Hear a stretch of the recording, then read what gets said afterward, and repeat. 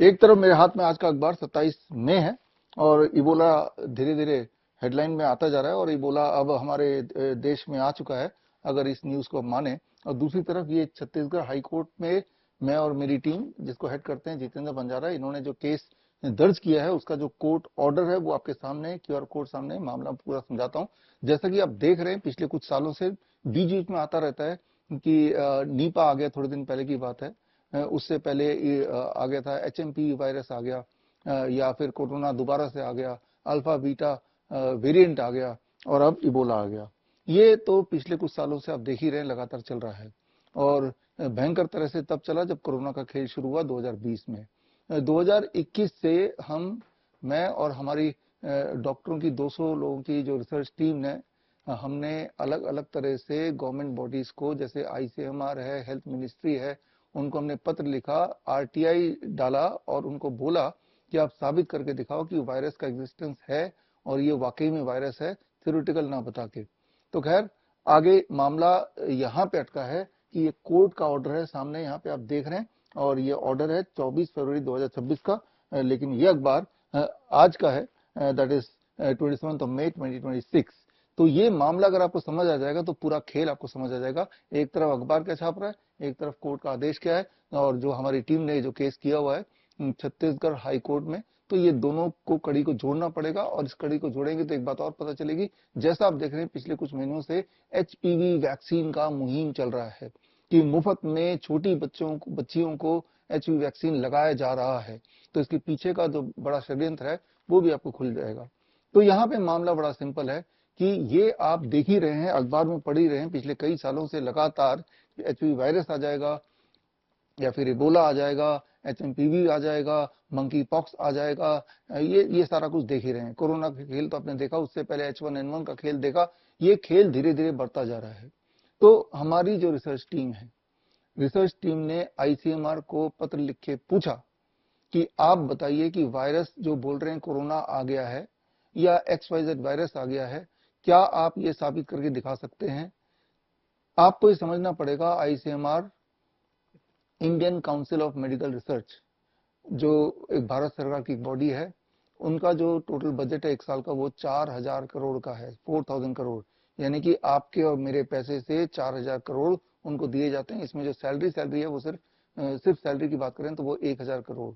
तो यानी कि वहां पे जो एम्प्लॉय हैं, वहां के जो साइंटिस्ट हैं, उनमें साल में, पूरे साल में 1000 करोड़, 1000 रुपए नहीं, 1000 करोड़ रुपए डिस्ट्रीब्यूट किए जाते हैं।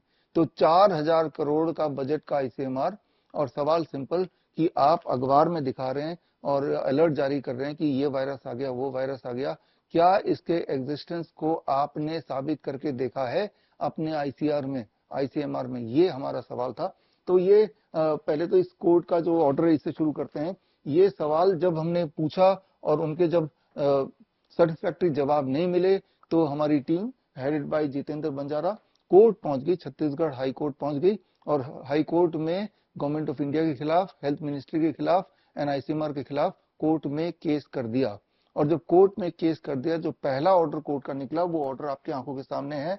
और इस ऑर्डर में कोर्ट ने गवर्नमेंट ऑफ इंडिया को, ICMR को 4 हफ्ते का टाइम दिया कि 4 हफ्ते में आप अपना जवाब दाखिल करो। जवाब क्या? कि वो साबित करके दिखाएं कि भाई वायरस का एग्जिस्टेंस है, और उन्होंने ये साबित किया है। आफ्टर ऑल 4000 करोड़ रुपए हर साल गवर्नमेंट खर्च करती है, ये बात आपको ध्यान रखना पड़ेगा। अब इस दौरान क्या हुआ, जब से ये केस शुरू हुआ, ये बात है 2022 जून की, और अगला 2022 जून में हमारी टीम ने एक ओपन लेटर लिखा था, जो ICMR को था, नेशनल इंस्टीट्यूट ऑफ वायरोलॉजी को था, हेल्थ मिनिस्ट्री को था, कैबिनेट मिनिस्ट्री को था, आयुष डिपार्टमेंट को था। इन सबको पार्टी बना के, प्राइम मिनिस्टर को पार्टी बना के, हमने जितने भी जजेस हैं अलग अलग कोर्ट की, उनको पार्टी बना के हमने एक ओपन लेटर लिखा था। जो लेटर आप देख रहे हैं यहाँ पे लेटर, और ये मेरा ईमेल आईडी देख रहे हैं। और इस लेटर में हमने ये सारी बातें रखी हैं कि जो ये बोला जा रहा है अखबार में, जो बार बार दिखाया जा रहा है कि कोरोना आ गया, उसका अल्फा वेरिएंट आ गया, उसका बीटा वेरिएंट आ गया, ये बड़ा खतरनाक है, लोग मर रहे हैं, तो ये कोरोना से मर रहे हैं, जैसा कि अभी बता रहे हैं कि इबोला से मरने वाले हैं या कहीं मर गए हैं। तो क्या ये साबित करके दिखा सकते हैं कि ऐसा सच है या सिर्फ अखबार तक ही सीमित है? ये सवाल हमने पूछा, ये ओपन लेटर हमने भेजा। ये 2022 की बात बता रहा हूं। और साथ में साइन करके, अगर आप पढ़ पा रहे हैं तो ये 200 डॉक्टर्स एंड साइंटिस्ट के सिग्नेचर, ये हो गया मेरा नाम, और उसके बाद और सारे जो डॉक्टर्स एंड साइंटिस्ट, उन सबके डेजिग्नेशन, वो कौन से शहर से आते हैं, उन सबकी ईमेल आईडी, ये 200 साइंटिस्ट, रिसर्चर एंड डॉक्टर्स का ये लिस्ट है जिनके माध्यम से ये सवाल हमने जारी किया। 2022 की बात बता रहा हूं। और उसके बाद काफी परस्यू करने के बाद आईसीएमआर का जवाब आया। जो जवाब आया वो एक धमकी भरा जवाब आप देखेंगे, और उनका जवाब का एक लाइन में पढ़ के सुना देता हूं। We expect after this you will refrain from filing such a frivolous application time and again. तो ये लेटर अगर आपको पढ़ना है या पूरा आपको पूरी जर्नी कोर्ट की स्टोरी पढ़नी है तो स्क्रीन पे दिए हुए लिंक में जाके आप सारे दस्तावेज पढ़ सकते हैं, अपने आंखों से देख सकते हैं। ये आईसीएमआर का जवाब था कि हमने तो जवाब दे दिया है, फिर भी आप क्यों दोबारा सवाल पूछ रहे हो। जो जवाब उन्होंने दिया वो जवाब मैं आपको दिखा देता हूँ। जो सवाल हमने पूछे थे वो तो ये हैं, बड़े लंबे चौड़े सवाल है हमारे, लेकिन उसका ब्रीफ अगर बोलूं तो एक लाइन में वो सवाल यही है कि आप बोल रहे हैं कोरोना आ गया, तो साबित करके तो दिखाओ। कैसे आपको पता चल गया? अचानक सपने में तो नहीं पता चला होगा। कैसे पता चला कि आज कोरोना आ गया?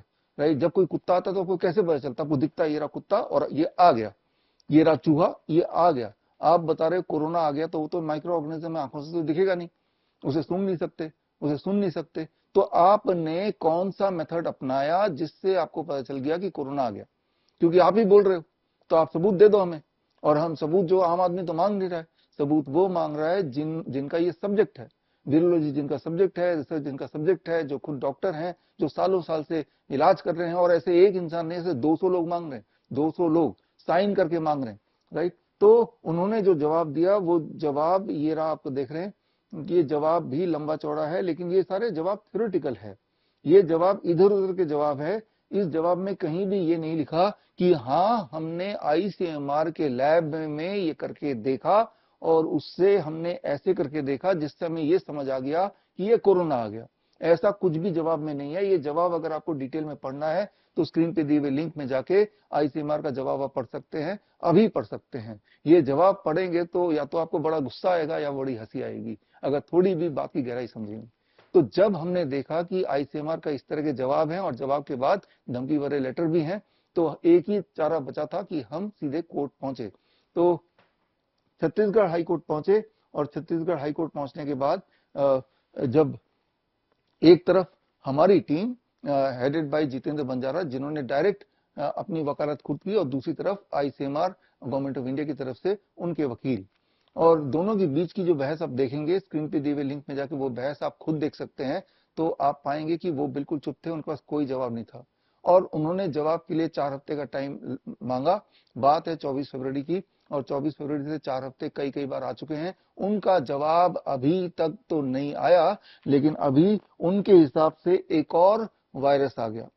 तो यहाँ पे कोर्ट में अभी वो पेंडिंग है, और ये कुल मिला के कंक्लूजन ये है हमारे और हमारे 200 डॉक्टर्स और रिसर्चर की टीम का, कि ये जो वायरस का एग्जिस्टेंस वो बार बार खेल लेके आ रहे हैं, ये सिर्फ किसी के कहने पे फार्मा इंडस्ट्री है या डब्ल्यूएचओ है, उसके इशारे पे कठपुतली की तरह न्यूज बनाते हैं, और न्यूज अखबार में आता है, बार बार दिखाया जाता है। आपका दिमाग मान लेता है कि आईसीएमआर बोल रहा है, हेल्थ मिनिस्ट्री बोल रही है, तो वाकई में ये सच है। इस न्यूज को पढ़ेंगे जो आज का न्यूज है, अखबार के हेडलाइन है, मेन स्ट्रीम मीडिया में, प्रोपेगेंडा मीडिया में, इसको अगर पढ़ेंगे तो बस ये पाएंगे कि युगांडा की एक लेडी है 28 साल की, उसको बॉडी एक हो गया, तो बस अब इसका मतलब है कि उसको इबोला हो गया, और यही बड़ी न्यूज है। यानी कि आज की तारीख में अगर आपको बॉडी एक हो गया तो क्या, तो उसका नाम इबोला है। जैसे कि आज से 3-4 साल पहले खांसी जुकाम बुखार का नाम कोरोना था।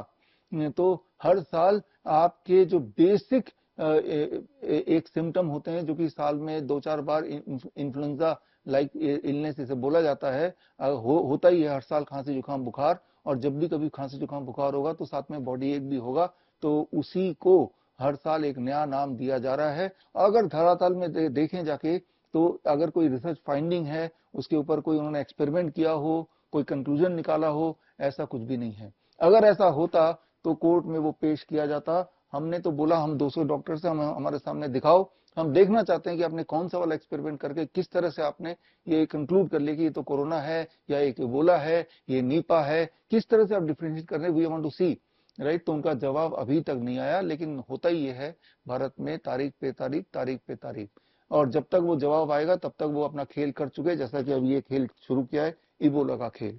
इस खेल में अगर मैं एग्जैक्टली पढ़ूं, old 28-year-old women from Uganda who developed a mild symptom including body एक।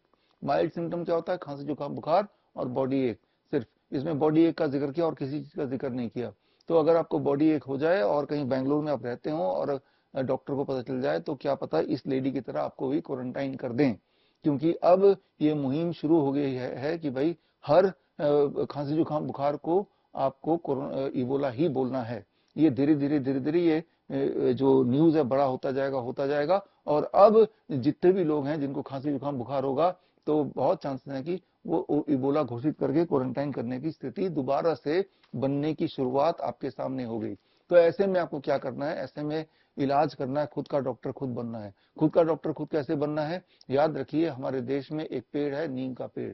नीम के पेड़ के पत्ते से, नीम के पेड़ के छाल से, नीम के पेड़ के तेल से, इन तीनों के परमुटेशन कॉम्बिनेशन से हर तरह के इंफेक्शियस छोटे मोटे छोटे बड़े बीमारियों का इलाज बड़े ही फास्ट, सुपर फास्ट होता है, और एविडेंस बेस्ड है।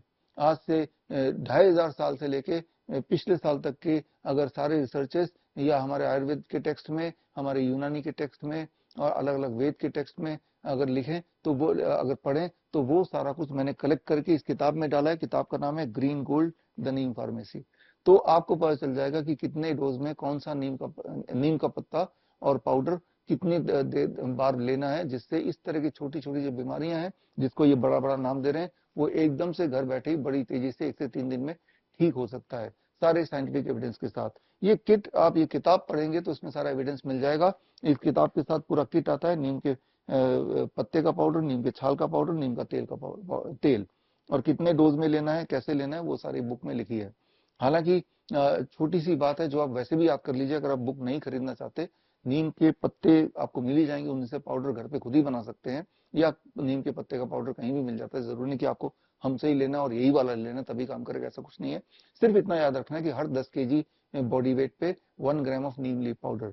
मान लो मेरा बॉडी वेट 70 केजी का, यानी कि 7 ग्राम, यानी कि 1 चम्मच से थोड़ा ज्यादा नीम लीफ पाउडर मुझे आधे कप गर्म पानी में घोल के पी लेना दिन में 3 बार। अगर यही वाली परिस्थिति, फ्लू वाली परिस्थिति मुझे होती है, तो हमने देखा है और एविडेंस ये कहता है कि 3 दिन लगते हैं पूरी तरह से स्वस्थ होने में, ठीक होने में। लेकिन अगर आप इंटरेस्टेड हैं नीम के बारे में डिटेल में स्टडी करने में, यानी कि नीम प्रैक्टिशनर बनने में, तो आप मेरा कोर्स ज्वाइन कर सकते हैं, that is certification in Neem therapy practitioner, certified Neem therapy practitioner course. ये अगला बैच जून महीने में शुरू हो रहा है। तो ये 1 महीने का ऑनलाइन प्रोग्राम है, 4 क्लासेस होती है 2-2 घंटे की, और इसमें आप देखेंगे कि अगर आपके घर के आसपास नीम का पेड़ है, तो लगभग आपके पास हर तरह की दवाई बनाने की ताकत आ गई है। और जो बात रही कि भाई निमोनिया हो गया तो उसका मतलब इबोला है, आज से 1 साल पहले निमोनिया जब बच्चों को हो रहा था उसका नाम HMPV रख दिया गया था। उससे 1 साल पहले जब बच्चों को निमोनिया हो रहा था, 2023 की बात करें तो, तब उसको मंकी पॉक्स नाम रख दिया गया था। और उससे पहले अलग अलग वेरिएंट ऑफ कोरोना बोल के निमोनिया को, खांसी जुकाम बुखार को रख दिया गया था। तो ऐसे में आपके लिए जरूरी है खुद का डॉक्टर खुद बनना, ताकि जो भी डॉक्टर्स आपको बता के मूर्ख बना रहे हैं बिना किसी सबूत के, तो आपके हेल्थ की रेस्पॉन्सिबिलिटी आपको खुद ही लेनी होगी। आपको थोड़ा बहुत बॉडी का एनाटॉमी समझना पड़ेगा, आपका लंग्स कैसे काम करता है, हार्ट कैसे काम करता है, उसकी पोजीशनिंग क्या है, उसके आपस की कोऑर्डिनेशन क्या है, ये सारा कुछ समझना पड़ेगा, सीखना पड़ेगा। और सीखने के लिए आप ज्वाइन कर सकते हैं मेरा 1 मंथ ऑनलाइन कोर्स, जो कि 1 जून से शुरू हो रहा है, 1 जून से। कोर्स का नाम है clinical limitation and sensitivity of stethoscope. यहां मैं बात कर रहा हूं स्टेथोस्कोप की, एक सिंपल ट्यूब, प्लास्टिक का ट्यूब, जिसके माध्यम से किसी के हार्ट, लंग्स एंड एब्डोमेन का साउंड आपके कान तक पहुंचता है। लेकिन आपने देखा होगा पिछले कुछ सालों में, पिछले 40 से 50 सालों में, ये एक आइकन बन गया है मेडिकल कम्युनिटी में, एलोपैथी के डॉक्टर्स के बीच में। एलोपैथी के डॉक्टर बहुत प्राउडली इसको ऐसे लटका के कहीं भी मिल जाते हैं, हॉस्पिटल के अलावा भी टीवी इंटरव्यू में, इंस्टाग्राम के रील्स वगैरह बनाने में ये मिल ही जाते हैं। तो मानो ऐसे कि कोई जादू की छड़ी उनको मिल गई हो, जबकि ये सिर्फ आपके बॉडी के अंदर का जो हलचल है उस साउंड को आपके कान तक पहुंचाता है। लेकिन वो जो हलचल है, उस हलचल से क्या हम कोई निष्कर्ष पे आ सकते हैं, उस हलचल का मायने क्या है, ये अपने आप में एक इंटरेस्टिंग साइंस है। और ये साइंस आप मेरे नया जो कोर्स है that is called clinical limitations and sensitivity of stethoscope यानी कि CLASS क्लास, ये 1 महीने का ऑनलाइन ट्रेनिंग प्रोग्राम है। और इसमें आप देखेंगे पहले मॉड्यूल में आप सीखेंगे history, physics and biology of auscultation, और दूसरे मॉड्यूल में ये हार्ट, लंग्स, एब्डोमेन और नियर बाय ऑर्गन के बीच का जो ताना बाना है जो समझना जरूरी है, ताकि आपको एग्जैक्टली ये पता चले कि जब आपको निमोनिया होता है तो लंग्स में क्या होता है, तब हार्ट में क्या बदलाव आता है, आपके एब्डोमेन कैसे इंपैक्ट करती है। जब ये सारा कुछ आपको समझ आ जाएगा तो आप घबराएंगे नहीं, और जब आप डरेंगे नहीं तो कोई आपको बेवकूफ नहीं बना सकता। याद रखिए, आप बेवकूफ तभी बनते हैं जब आप डर जाते हैं, और डरते कब हैं, जब आपको नॉलेज नहीं होती है, और तब आप किसी और पे निर्भर होते हैं, और तभी होता है ये कोरोना का खेल। फिलहाल तो है ये इबोला का खेल, अभी जस्ट शुरू ही हुआ है। तो कहीं वो दिन ना आ जाए जब खेल आपके कंट्रोल से बाहर हो जाए और आप कहीं क्वारंटाइन में पड़ जाएं और आपके पास कोई चारा ना हो, वहां पे जेल की तरह बंद हो जाएं। तो उसके लिए आपको अपने आप को एजुकेट करना है। तो ये जो हार्ट, लंग्स, एब्डोमेन, जब भी कभी आपको खांसी जुकाम बुखार होता है या फॉर दैट मैटर कोई बीमारी होती है तो किस तरह से उन पे इम्पैक्ट पड़ता है, ये बहुत छोटा सा साइंस है जो हम सेकेंड मॉड्यूल में सीखेंगे।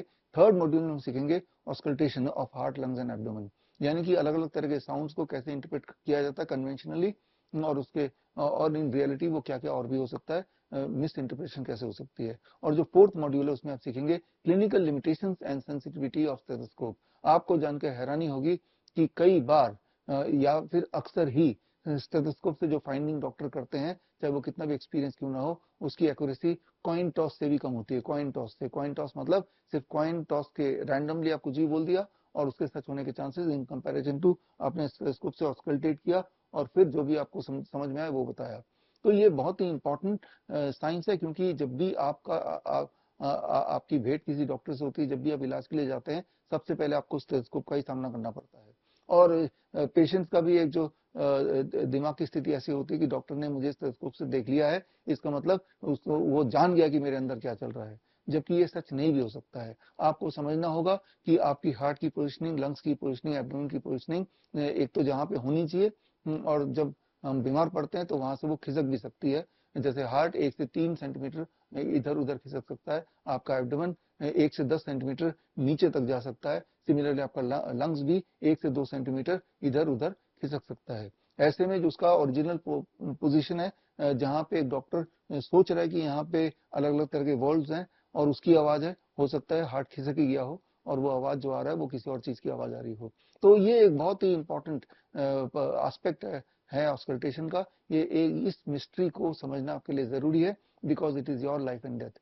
तो आप में से जो लोग ये ऑस्कल्टेशन वाला प्रोग्राम यानी कि class clinical limitations and sensitivity of stethoscope, ये ऑनलाइन कोर्स ज्वाइन करना चाहते हैं, तो स्क्रीन पे दी हुई लिंक bishrup.com/क्लास में जाके अपने आप को रजिस्टर कर सकते हैं। इस कोर्स में आपको कोर्स मटेरियल के तौर पे एक किताब मिलेगी। किताब का नाम है stethoscope is it more accurate then a coin toss. तो यहाँ पे मैं 2 कोर्स का जिक्र मैंने किया, एक तो ये स्टेथोस्कोप वाला कोर्स और दूसरा नीम थेरेपी वाला कोर्स। नीम थेरेपी वाले कोर्स का पर्पस है अगर बीमार पड़ी गए तो इलाज कैसे करें, और स्टेथोस्कोप वाले कोर्स का पर्पस है अगर आप बीमार पड़े तो आप अपनी जांच कैसे करें और जांच के फाइंडिंग्स में कितना भरोसा करें।